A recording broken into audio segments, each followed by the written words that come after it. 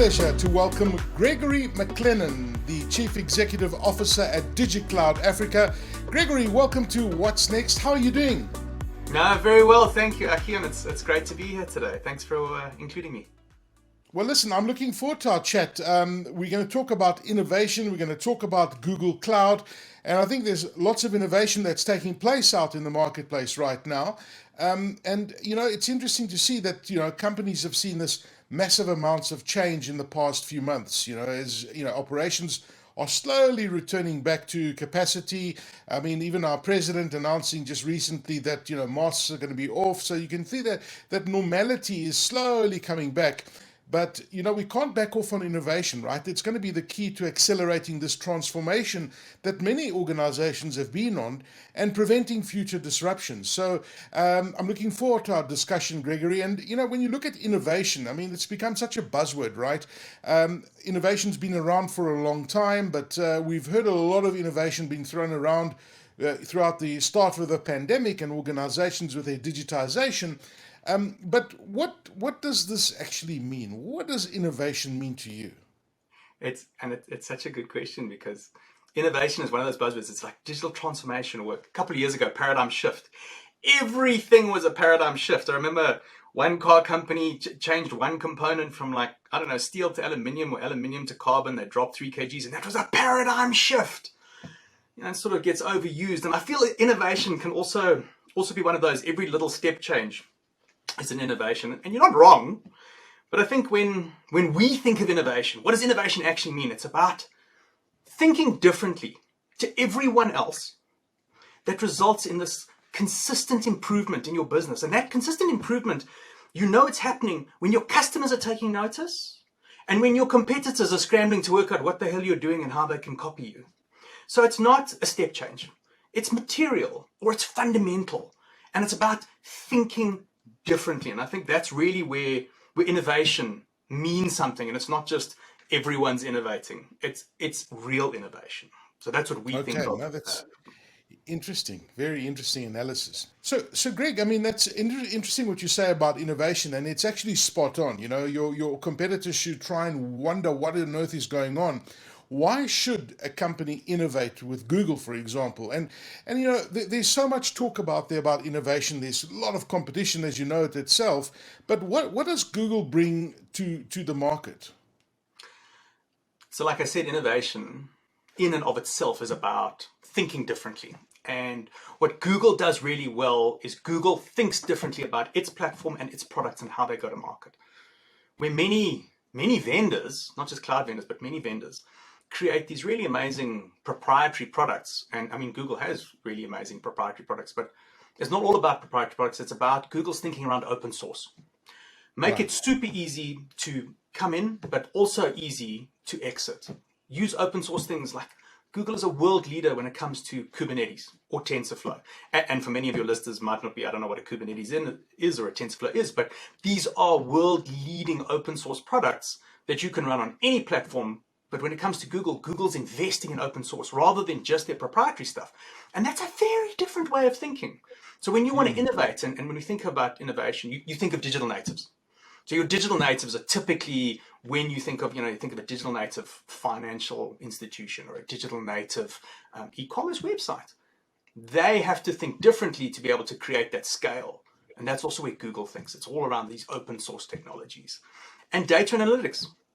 When it comes to data analytics, Google is the leader when it comes to data analytics, and how Google does that, where they've open sourced a number of their technologies, but also where they do have proprietary technologies. They make those best in class and super easy to use.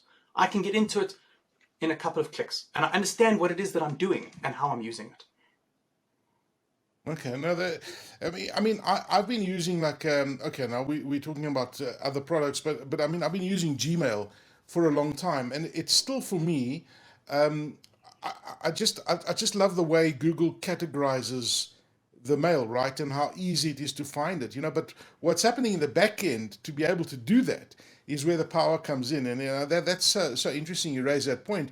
But when you look at Google, I mean, I think most people in this country have got a Gmail account, for example, right? Yep. But Google seems to be the lesser known cloud provider in Africa. Why is that?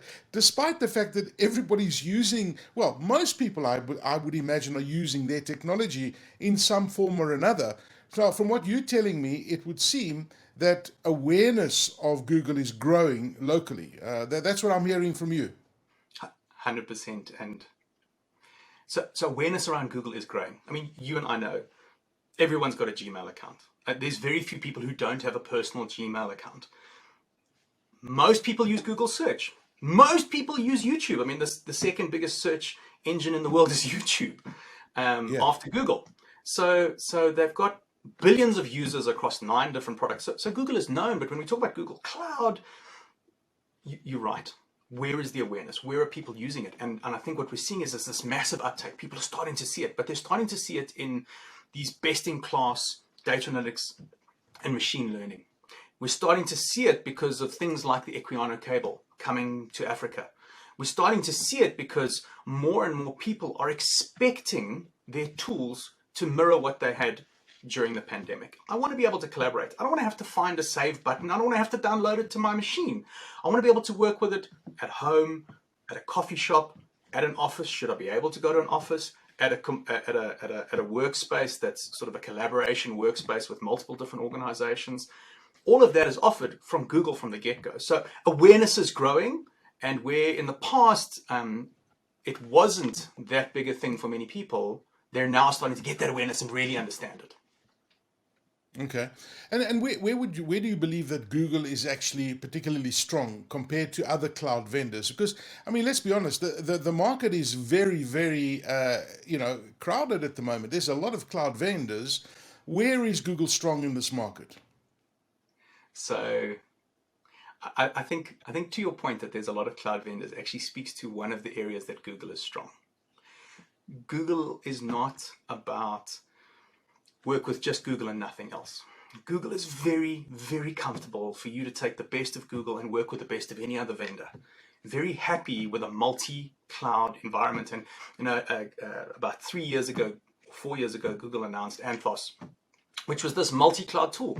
So Google was speaking about multi-cloud before multi-cloud was really a thing, and so Google is very comfortable with that. And to that end, where is Google strong? What is it that Google does that makes a difference? And why would someone want to use Google within the cloud space? I mean, what it really speaks to is data analytics and machine learning. When we talk about best in class, Google have got the top tools for data analytics and machine learning. Google are also the leaders when it comes to open source technologies. So right at the beginning, I spoke about things like Kubernetes or TensorFlow. These are technologies that sort of more IT folks people will understand. But when it comes to the best platforms that are open source, Google invests in those platforms more than any other vendor.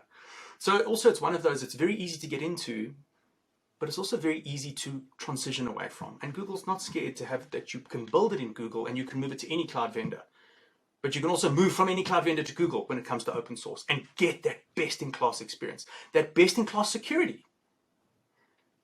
Okay, so I mean, lots of flexibility and the ability to move around and keep your data where you like, and really, I think that's what it's about in this modern world of cloud, is allowing that flexibility. But I mean, if I can be a little bit controversial, and I hope you don't take this wrong, but when you look at this cloud, the cloud backdrop at the moment, and you look at all the organizations, I don't often see Google being mentioned. Is Google, I don't know, maybe is Google seems to be lagging behind the other cloud vendors in Africa? We hear about data centers going down. I mean, is Google committed to Africa? You did mention the undersea cable, but what about all the data centers, for example? Is Google lagging behind or not? Sure. It's a very, So very poignant I had to question. ask it because everyone's talking about all this kind of stuff, but Yes. maybe you have an answer for me. Yeah, and I think, Aki, it's an important question, and to be honest with you, you've actually phrased it quite nicely, because many customers are like, "Where's Google? Where's the investment? Where are the data centers? Are you serious?" And let's go back to innovation.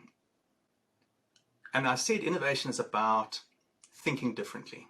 Right. Google is not traditional in its thinking, and that's what makes Google an innovative company at its core. And I'm not going to speak on behalf of Google because I'm the reseller enablement partner, not Google, but Google is innovative at its core because it thinks differently. Traditional vendors will have thousands of people and data centers, and every time you put out an RFP, there's 20 resellers who will send you a quote regardless of skills within the space. And that's very traditional, and that's probably what a number of SMBs all the way up to enterprises expect from a traditional IT vendor. Where Google thinks differently, and this is important, is Google is investing in Africa. I'm going to speak to that now, but also how Google invests in Africa is very different. So about 6 months ago, I think it was sort of September, October, Sundar Pichai, who's the CEO of Google, announced $1 billion of investment in Africa. Now, that $1 billion of investment isn't thousands of salespeople. That $1 billion of investment is investment in growing local small to medium businesses across Africa, helping them grow their businesses. It's investments into education.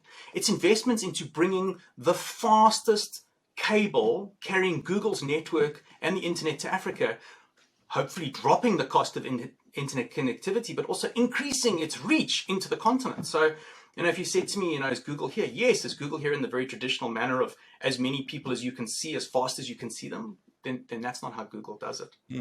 To speak to the Equiano cable specifically, so speaking to Google Cloud, because you alluded to it, where's the data center? And we get that question all the time. And I think most other cloud vendors have announced the data center. Now, whether a data center is warehouses of servers in a data center in the traditional sense, or it's a couple of servers under someone's desk, we won't know. But Google is bringing Google's network to Cape Town, and it's landing June, July. It's just landed in Togo last week. Now, in a couple months, it is landing in Cape Town. That brings with it 150 terabytes per second of capacity, but it brings Google's network.